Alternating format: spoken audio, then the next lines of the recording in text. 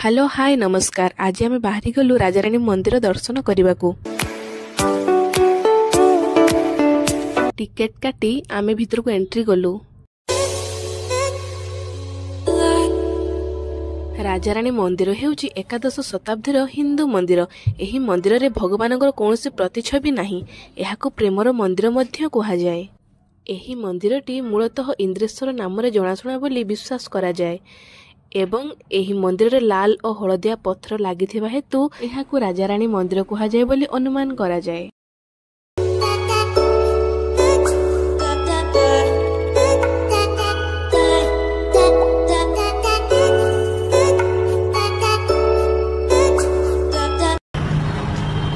ये है पिलाचोरो।